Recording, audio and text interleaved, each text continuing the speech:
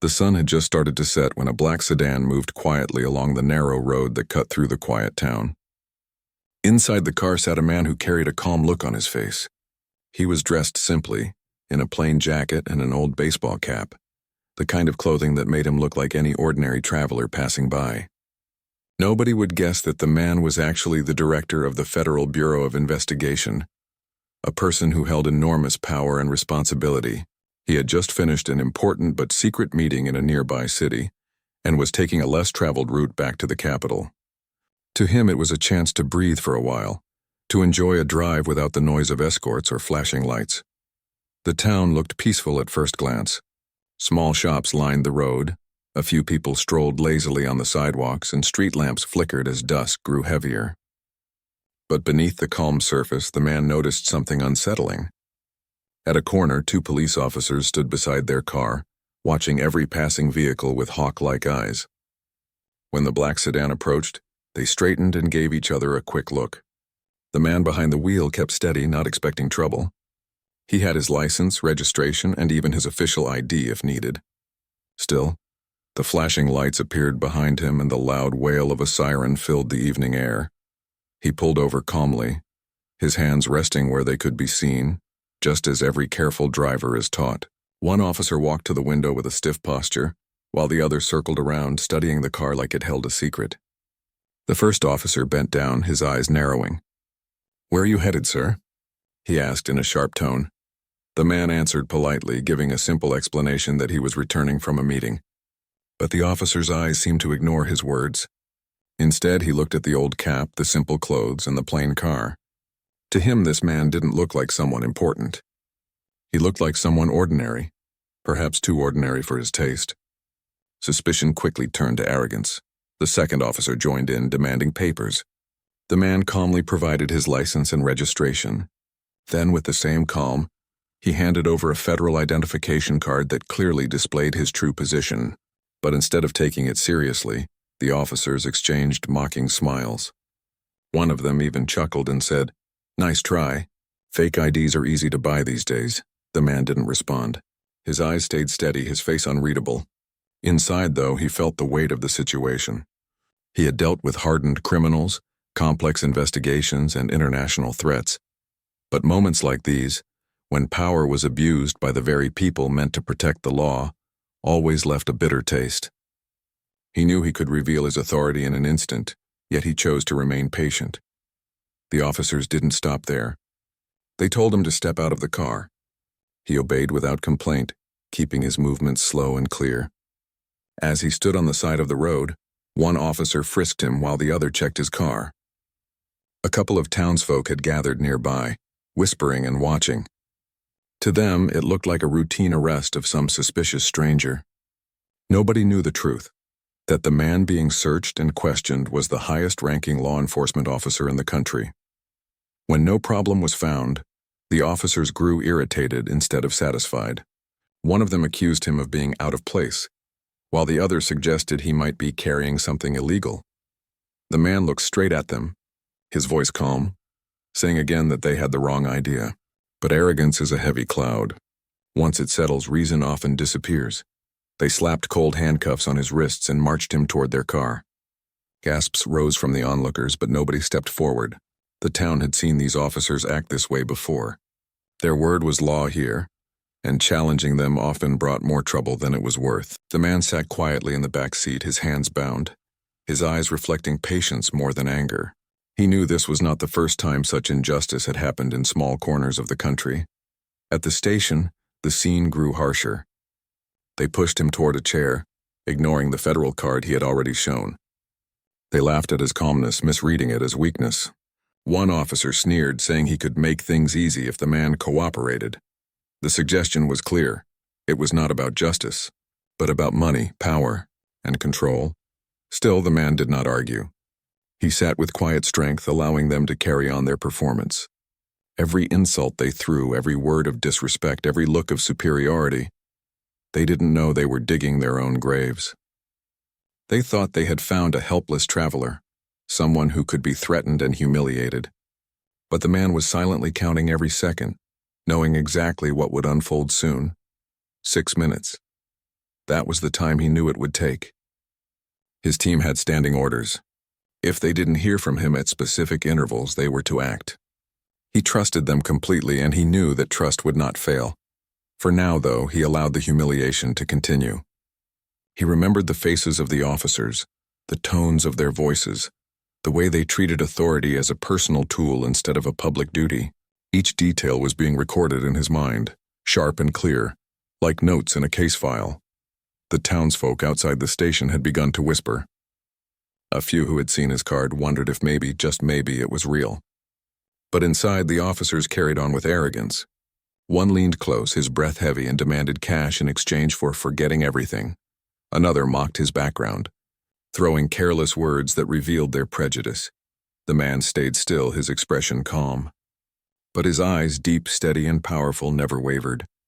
They had no idea who they were dealing with. And so in that small-town station, with the air thick with arrogance and injustice, the first chapter of the night unfolded. It was the part where the hunters laughed, unaware that in only a few minutes the ground beneath them would collapse. They didn't know that the man they had handcuffed was not a simple traveler. He was the one who commanded the very agency that could end their careers, expose their corruption, and turn their false pride into lasting shame. The clock ticked closer to the turning point. Inside the dimly lit police station, the mood was thick with arrogance. The director sat in the hard wooden chair, his hands still cuffed in front of him as if he were a criminal caught in some terrible act. The officers around him walked with a swagger, their voices loud, their eyes gleaming with the satisfaction of control. To them, this was nothing more than another chance to show off their power, to bend someone's dignity until it broke. One of the officers leaned against the desk, smirking as he flipped through the man's documents. The federal ID lay on the table, shining under the weak light. But instead of respecting it, the officer tapped it with his finger and said with a laugh, "Looks official enough to fool someone, but not me." His partner chuckled and added, "Yeah, it's probably a good copy. People pay good money for fakes like that." The director didn't reply. His silence wasn't weakness, it was strategy. He let them build their own tower of arrogance brick by brick, knowing that soon it would collapse under its own weight. As minutes passed, the insults grew harsher. One officer mocked his clothes, saying he looked too simple to be anybody important. Another accused him of snooping around town like he had no business being there. They tried to paint him as suspicious, dangerous, and guilty. Every word they spoke revealed their prejudice, their eagerness to see guilt where there was none, their hunger to feel bigger by making another man feel small. Then came the demand. With a sly smile, the senior officer pulled a chair close and leaned forward. His voice dropped to a whisper, though everyone in the room could hear. "Listen, stranger, you don't want trouble in this town. Things can get complicated, but we're reasonable men. You give us something to work with, maybe a little cash, and this whole thing goes away."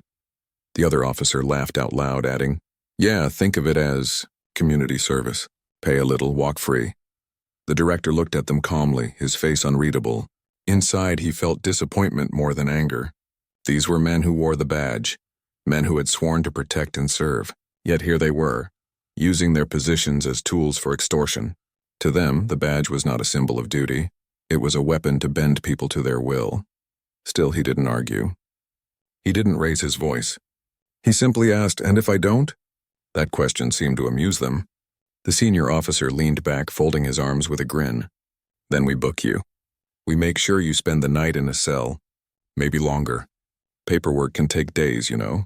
Who's going to come looking for you in a place like this?" They thought they had him cornered. They thought the man in front of them was alone, powerless and trapped. But in reality, every word they spoke was another nail in their own coffin. The director glanced at the clock on the wall. The second hand ticked steadily, each sound echoing in his mind. He knew exactly how much time had passed since his last scheduled check-in with his team. He knew what the silence on his end would trigger. His people were disciplined, trained, and precise. They would not delay. Meanwhile, the officers continued their show. They pushed him, trying to provoke anger. One officer shoved his shoulder and said, "Why so quiet? Think you're better than us?" Another kicked the leg of the chair and shouted, "Answer when we talk to you." But he did not react. His stillness was more powerful than their aggression. His eyes stayed sharp, his breathing calm. He knew the storm was about to break, and it wasn't going to break on him, it would break on them. Outside, a few townsfolk who had followed the scene stood near the steps of the station, peering through the windows. They whispered among themselves. Some had doubts about the officer's behavior.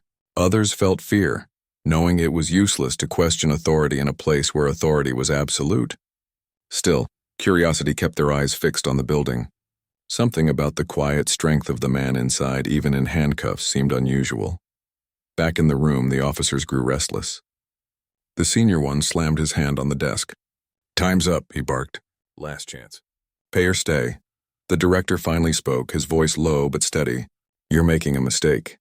The room went quiet for a moment before bursting into laughter. "A mistake?" One of them jeered. "No, stranger. The mistake is yours. You crossed the wrong men tonight." But the director didn't respond. His eyes flicked to the clock once more. Exactly 6 minutes had passed, and just as the thought formed in his mind, the faint sound of engines echoed outside. Heavy, powerful engines, vehicles that didn't belong to a small-town police force. The officers didn't notice at first. They were too busy laughing, too busy enjoying their false sense of power.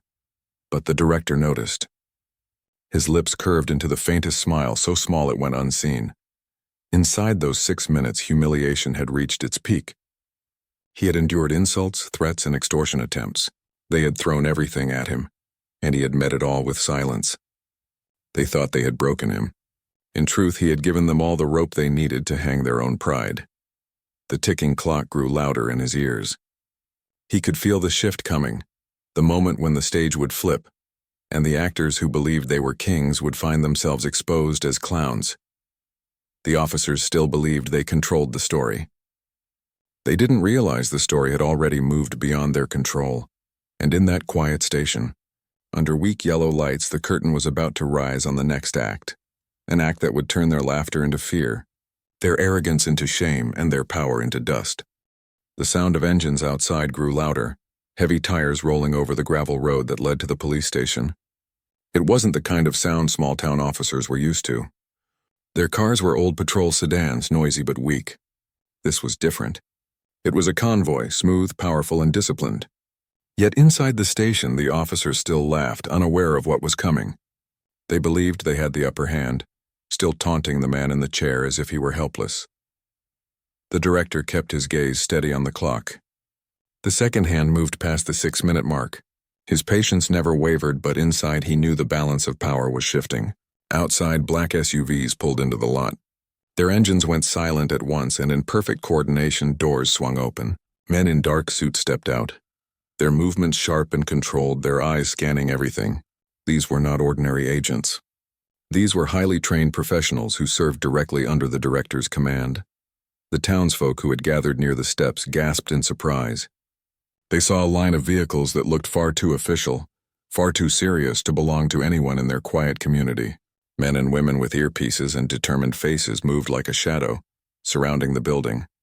Some of the locals began to whisper nervously, realizing something extraordinary was happening. Inside the station, one officer was still leaning over the director, demanding payment. "Last chance. We don't have all night," he said. Before the director could even respond, the sound of heavy boots echoed down the hallway. The door burst open, and a group of agents stormed in with precision. Weapons drawn, voices commanding, they filled the room with authority that crushed the air. "Federal agents, drop your weapons and step away immediately," one shouted. The laughter of the officers froze in their throats. Their faces turned pale, eyes wide, as they looked around and saw the room suddenly filled with federal presence. The smug smirks vanished, replaced by fear and confusion. The director sat calmly, still cuffed, still in the chair, but now every eye turned to him. The lead agent approached quickly, unlocking the cuffs with respect and steady hands. "Sir," he said firmly, "you're free. We've secured the building." The officers stumbled backward, their arrogance shattered in an instant. What's going on here?" one stammered. His voice cracked as if the ground had fallen beneath him. The director rose slowly, standing tall, brushing the dust off his jacket. His calmness in that moment was more powerful than any raised voice. He didn't need to announce himself. The agents around him did it for him, their posture, their loyalty, their discipline. All of it revealed his true identity. The senior officer swallowed hard, sweat beading his forehead. "Oh, wait a second. Who is he?" The lead agent turned sharply, his eyes piercing the officer like a blade. "This is the director of the Federal Bureau of Investigation." Silence hit the room like a thunderclap. The officers' mouths fell open. Their arrogance, their threats, their extortion, it all crumbled in that moment. They had not humiliated a helpless stranger. They had arrested, insulted, and mocked the most powerful law enforcement officer in the country. The townsfolk outside began to realize it too. Word spread quickly among the crowd. The FBI director, that man, shock rippled through the people as they pieced together what had happened inside. The same man they had seen pushed into the station in handcuffs was now standing with federal agents at his side, his authority undeniable. Inside, panic broke out among the officers. Their confidence was gone, replaced by trembling fear. One of them stepped forward nervously, raising his hands. "Sir, there must have been some kind of misunderstanding," he said, his voice shaking. "We didn't know.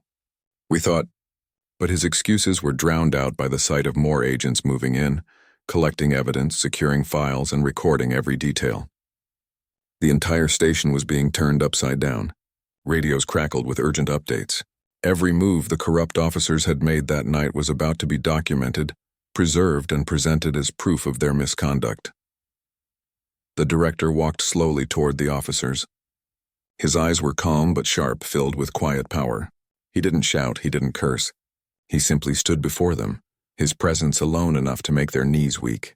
They had mocked him, insulted him, tried to squeeze money from him, and now, in just 6 minutes, the world they had built on arrogance was collapsing. One officer dropped his gaze, unable to meet the director's eyes. Another whispered under his breath, "We didn't mean it. We didn't know." But their words sounded hollow, like broken glass on the floor. The director finally spoke, his voice steady, controlled, carrying the weight of truth. "You wore the badge to serve, but you used it to abuse. You thought no one would hold you accountable. Tonight you were wrong." The room grew still. The agents behind him stood firm, ready for orders. The officers who had been so loud minutes before now looked like children caught stealing. The director turned slightly and nodded to his team. Immediately, 2 agents stepped forward and ordered the local officers to put their hands behind their backs. Handcuffs clicked into place. The same cuffs they had so proudly used on him were now closing around their own wrists. The townsfolk watching through the windows gasped again. To them, it was like watching a play where the actors had suddenly switched roles. The ones who had mocked and laughed were now silent, their heads lowered, begging for a chance to explain. The man they had humiliated was now revealed as the highest authority, and the balance of power had been restored. In that moment, the director did not feel anger. What he felt was a heavy responsibility. He thought of every person who might have passed through that station before him. Ordinary travelers, townsfolk, people without power or connections. How many had been treated the same way, with insults, threats, and demands? His heart grew heavy knowing that injustice had lived in this town for far too long. But now the truth was exposed. The officers who had built their pride on fear were stripped of it in front of their own people. The director had remained patient, endured their cruelty, and allowed the truth to reveal itself. And now, in just 6 minutes, the hunters had become the hunted. The story was no longer about a traveler in handcuffs. It was about corrupt officers who had underestimated the wrong man. And it was only the beginning of their reckoning. The atmosphere in the police station had changed completely. The arrogance that had filled the room only minutes ago had vanished, replaced by an uneasy silence that pressed heavily against the walls. The officers who had once laughed, sneered, and demanded money now stood trembling, their eyes darting nervously from the director to the federal agents surrounding them. Their previous confidence was gone. The smirks that had once decorated their faces were replaced with expressions of fear, disbelief, and shame.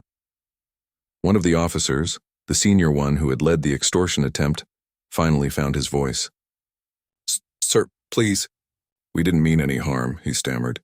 His hand shook as he spoke, his knees nearly buckling beneath him. "It was a mistake. We were only trying to what?" The director asked calmly, his eyes steady and sharp.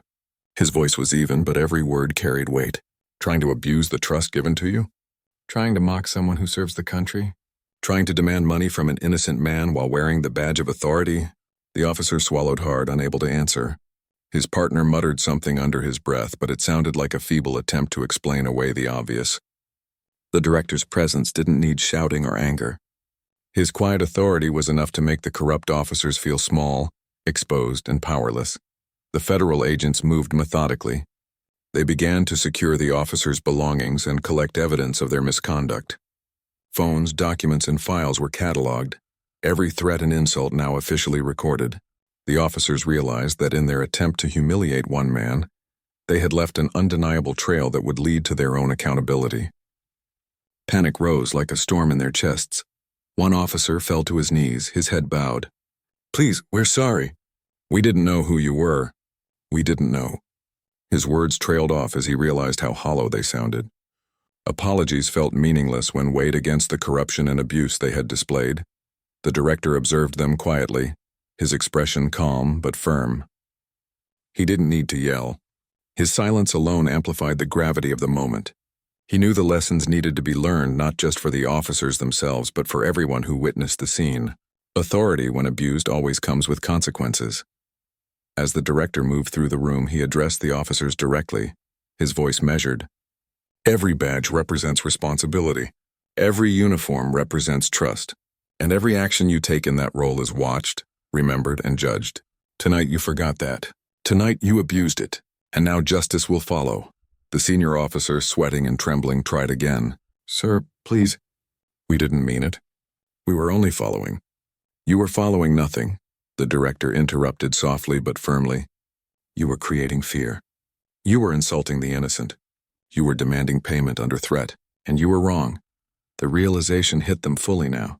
They had spent the evening mocking a man they thought powerless, using prejudice as a tool to feel superior, and yet they had no idea who they were dealing with. They had played a dangerous game without realizing that the rules had already been decided by someone far beyond their reach. Outside, the townsfolk were still gathered near the steps of the station, watching every moment unfold. They saw the officers begging, saw their hands shaking, saw their faces pale with fear. For many of the locals, this was a lesson too.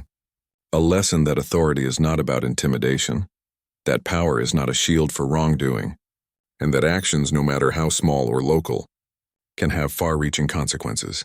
Inside, one of the younger officers attempted to argue. "We didn't know it was him. We thought he was just a traveler." The director's gaze softened slightly, not with mercy but with clarity. "Ignorance is not an excuse," he said. "And prejudice is never an excuse. You made choices tonight that hurt someone, and now you face the consequences of those choices." The room was tense. The officers were still kneeling, still pleading. Their uniforms, which had once seemed symbols of authority, now felt like chains. Every gesture, every word they had thrown at the director came back to them as evidence, as shame, as undeniable proof of their misconduct. The director turned toward his team, signaling with a small nod. The agents began to secure the building completely, making sure no further disruption could occur. The officers' phones were examined, their previous threats and extortion attempts documented. The evidence was irrefutable. Their arrogance had crumbled completely in the span of a few minutes. One officer tried to look defiant, but his knees betrayed him. Another whispered apologies, hoping somehow to escape the inevitable, but the director did not need excuses. He did not need theatrics. The truth was sufficient. The evidence, the witnesses, the federal presence, all spoke louder than any words they could utter. And then the director addressed them one final time, his voice calm but carrying the weight of authority that could not be ignored. "You will be held accountable.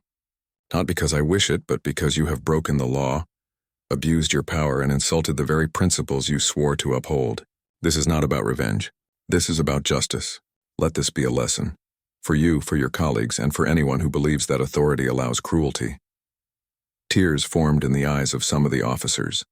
Not because they felt shame for the pain they had caused, but because they realized the depth of their own foolishness. They had underestimated the man they humiliated. They had overestimated their own importance, and they had failed to see that every action carries consequences. The federal agents guided the officers to stand, carefully ensuring that no one could resist. Handcuffs clicked into place, and the officers realized fully that the very power they had abused was now controlling them. The tables had turned entirely. They who had mocked and insulted were now under restraint, facing the reality of their own misdeeds. Through it all, the director remained calm, walking slowly through the room, observing every officer. He didn't raise his voice. He didn't yell. He simply let his presence communicate the authority and justice that had been ignored earlier. Each step he took reinforced the lesson. No badge is above the law. No insult goes unnoticed, and no act of prejudice can remain hidden forever. Outside, the townsfolk could hardly believe what they were witnessing. They saw a man who had been humiliated, handcuffed, and insulted now standing tall, commanding respect without raising his voice. They saw officers begging, pleading, and realizing the weight of their own wrongdoing. The lesson was clear for anyone who had eyes to see. The director finally looked at the senior officer, who had tried to control the entire situation. His eyes held no anger, only the weight of accountability. Your choices tonight have consequences. You will face them. And maybe, if you are willing to learn, you will understand the true meaning of responsibility and respect. The officer lowered his head completely, unable to meet the gaze. He had no words, no excuses, no defenses left. The director's words hung in the air, heavy and undeniable. Every insult, every act of extortion, every attempt at abuse, it had all been seen, recorded, and judged. The agents began to escort the officers toward the vehicles outside, preparing them to be taken for processing and questioning. The officers' uniforms, once symbols of pride, now felt like chains around their own dignity. Their previous arrogance had dissolved completely, leaving only the weight of their actions pressing down on them. And through it all, the director remained calm, composed, and in control. The lesson had been delivered not with anger, but with quiet authority, with patience, and with the undeniable force of truth. The officers who had insulted him, extorted him, and underestimated him had been shown, in the most vivid way possible, the consequences of their actions. The police station was quiet now, the tension still lingering in the air like a heavy fog. Outside, the black SUVs stood ready, engines silent, while federal agents moved with precise coordination, ensuring everything was under control. Inside, the officers who had once wielded authority like a weapon now sat restrained, their faces pale and eyes downcast. They understood finally that their actions had consequences far greater than they had ever imagined. The director stepped forward, his calm presence filling the room. He looked at the officers not with anger, but with the weight of responsibility and justice. Every word he had spoken, every move he had made had been measured carefully. He knew the power of patience, of letting the truth reveal itself in its own time. Now that moment had arrived. You have been shown the consequences of abuse, arrogance, and prejudice, the director said firmly. It is my duty to ensure justice is served, not only for myself, but for anyone who could have been affected by your actions. Every threat, insult, and act of extortion has been recorded. You will face the appropriate legal and professional consequences for what you have done. The officers swallowed hard, realizing that this was no longer about negotiation or excuses. Their previous confidence had evaporated completely. They had mocked, insulted, and demanded money from a man they thought powerless, only to find themselves completely powerless in the face of truth and law. The director's agents began to guide the officers out of the station, securing them for transport.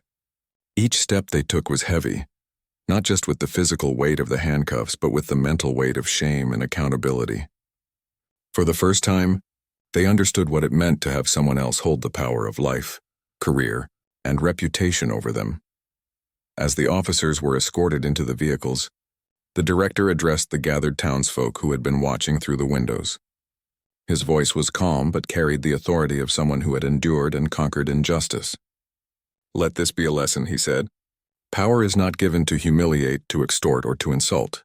It is given to protect, to serve, and to uphold justice.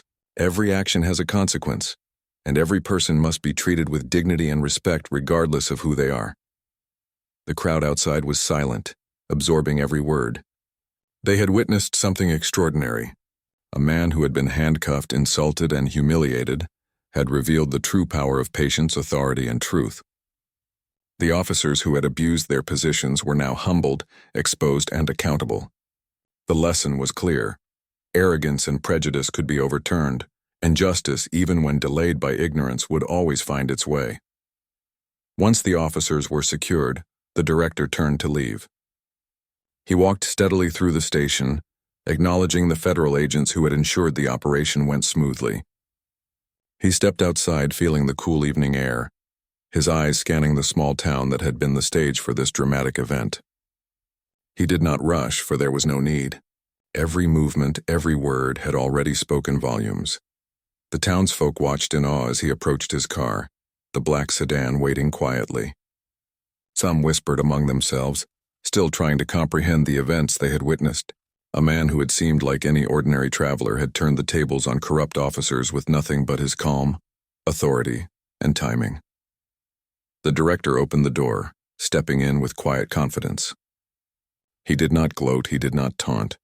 The lesson had been delivered not through anger, but through presence and action.